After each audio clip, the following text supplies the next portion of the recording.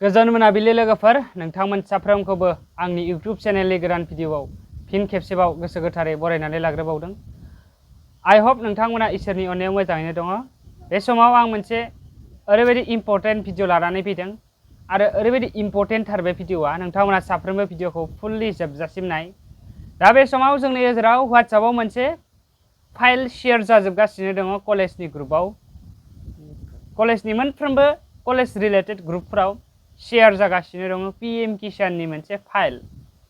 आरो नोंथांमोना मिथिगौ बे फाइलआ मोनसे हेकिंनि थाखाय बेखौ इउज खालामदों सोरबा माने हेकारा, आरो सोरबा सोरबा बे फाइलखौ डाउनलड खालामनानै माने रेजिस्टारबो खालामनानै लादों। नाथाय जेब्ला रेजिस्टार खालामनानै लायो अब्ला नोंथांनि टटेलि WhatsAppनि जि हेन्डेल बेखौ अट'मेटिकेलि बे लानानै थाङो जाय हेकार। बेनिफ्राय बे नोंथांनि WhatsAppआ 24 आवार्सनि थाखाय बेन जानानै थाथ'यो। बेनि उनाव नोंथांमोना बयबो मिथिगौ जे माबायदि प्रसेसा बा माबायदि जामारदों बेखौ प्रुफ होनो थाखाय आङो सासे लोगोनाव फन खालामनो नागिरदों। स' बे सासेल' लोगो नङा, माने मेक्सिमाम स्टुडेन्टआनो बेफोरबायदि जादों। स' बेनिखायनो आं नोंथांमोननि सिगाङाव बे कल रेकर्डिंखौ होनि, नोंथांमोना बेखौ खोनासंग्रो अब्लासो नोंथांमोना फोथायगोन। हेलौ दं हा दं न'आवनो बेस्थ' नामा? हा बेस्थ'? बेस्थ' नंथार र'। ओइ WhatsAppआ मोजां जाफिनबाय नोंना? WhatsAppआ ओंलै सिगांनि माखा दानजाजोब्बाय। ओमफ्राय मोजां जाफिनबाय दा? सिदासो जायाखै। सिदासो जायाखैना? ओहो। ओमफ्राय फाइलखौ फार्स्टआव डाउनलड खालामजेनबाथाय माबायदि जायो बुस्थुआ? आपडेट होनाय फैयो ना मा होनदों? आपडेट होनना डाइरेक्ट अपेन खालामबाथाय ना इयाव माबा होयो जोङो नाम्बार मबाइल नाम्बार होननाय खोन्थायोना? ओमफ्राय इयाव एख' होनाङा, होआखैनो। डाइरेक्ट अपेन खालामबानो माबा होयो डाइरेक्ट जायो। मबाइल नाम्बार होलायाखै थेवबाबो डाइरेक्ट अट'मेटिक हेक जादों? अट'मेटिक जादों। डाउनलडल' खालामनायल'आवनो जादों? ओरैनो थुनायावनो जादों बुस्थुआ। आंथ' मिथियानो माब्ला माब्ला जाजोबखो दहाय।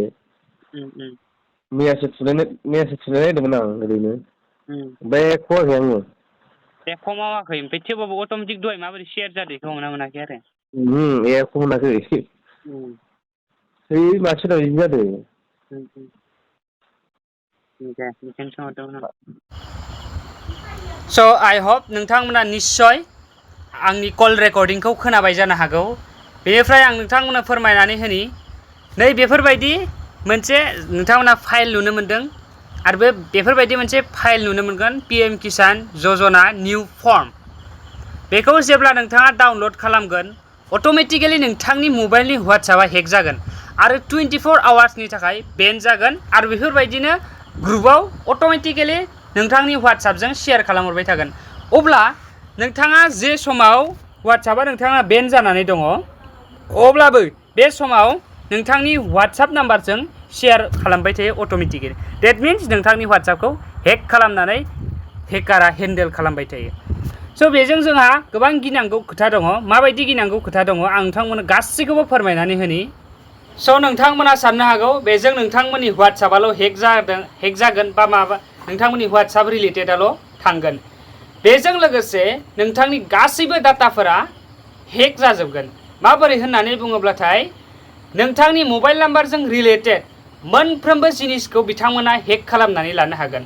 माबायदि? नोंथांनि मबाइल नाम्बारजों UPI that means Google Pay, PhonePe, Paytm before link थानाय जुदि नोंथांनि नाम्बारब्ला बा आधार कार्डजों लिंक थानाय नाम्बार बा एनि माबा मोनसे अफिसियेल नोंथांनि जि डकुमेन्टस रिलेटेड जुदि नाम्बारब्ला साबधान बा सांग्रां जानाया गाहाम। आरो बेफोरबायदि एप्लिकेसनखौ जानला मोनला क्लिक खालामनाया माने माबा नङा, बेफोरबायदि क्लिक खालामनो नाङा। आं रिकुवेस्ट खालामदों साफ्रोमखौबो जे जाहाथे नोंथांमोना फ्रडनिफ्राय बासायनानै थायो। आं बेनिखायनो बे मोनाबिलि समावब्लाबो बे भिडिअखौ बानायदों। स' नोंथांमोना भिडिअखौ फुल नायजोबथार। माबायदि फ्रड जानो हायो, गोबां रोखोमै फ्रड जानो हायो जे नोंथांखौ सिगिनायबो खालामनो हागौ। बेनि गेजेरजों बे नोंथांनि WhatsAppखौ बिथांमोना हेकारा हेन्डेल खालामनानै लाबाय।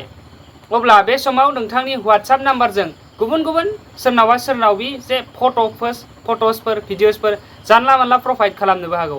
अब्ला नोंथांखौसो सानगोन बिथाङा, नाथाय अदेबानि नोंथाङा शेयारखौनो खालामाखै आरो बे समाव नोंथांनि WhatsAppआ लग आउटसो, बेफोरबायदिबो जादों जाथाय। स' बेनिखायनो आं रिक्वेस्ट खालामदों, स' बे मोनसे क्राइम बा बेखौ गोबां हेकारफोरा बेफोरबायदि खालामनो सुबिदा नाजायो जोंनि लोरबांथिखौ साननानै। स' बेनिखायनो माबा मोनसे फाइल माबा मोनसे लिंक क्लिक खालामनायनि सिगां बिनि सोमोन्दै गुवारै मिथिग्रोना लानाया गोनांथार, बेखौ आं फोरमायहरबाय बे भिडिअनि गेजेरजों। नोंथांमोननिसिम बे भिडिअखौ फोरमायहर आरो बे भिडिअआ आसा खालामदों इनफरमेटिभ जादों आरो नोंथांमोना बे लिंकखौ बा बे PM किसाननि जि फाइल प्रभाइड खालामबाय दं बे फाइलखौ जे नोंथांमोना डाउनलड खालामा बेखौ आं फोरमायहरबाय। आरो बेजों लोगोसेनो जायफ्रा प्रभाइड खालामबाय दं, जायफ्रा हरबाय दं बेखौ शेयार खालामबाय दं, बिथांमोन शेयार खालामग्राया बिथांमोना गावसोर शेयार खालामनो होननानै खालामाखै, बिथांमोननिया हेक जानानै जे जानला मोनला हरगासिनो दङ बिथांमोननि WhatsApp नाम्बारजों। नाथाय बिथांमोन जाय WhatsAppनि अनार, जाय अरिजिनेल मानसि, बे मानसिया माब्लाबाबो हराखै। स' बेखौ अट'मेटिकेलि जाय हेन्डेल खालामदों बियो हरदों, बेखौनो फोरमायबाय। बेजों लोगोसे जोंहा गोबां जाथायफोर जायो जे ब्लेकमेलिंबो खालामनो हायो बेफोरबायदि हेकारनि गेजेरजों।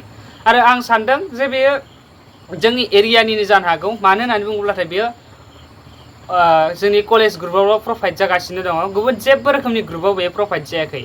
स' बेनिखायनो नोंथांमोना बेनिफ्राय साबधान जानाया गोनांथार, बेखौ आं खावलायहरबाय जाहाथे रावबो बे फाइलखौ डाउनलड खालामा। गोजोन्थों।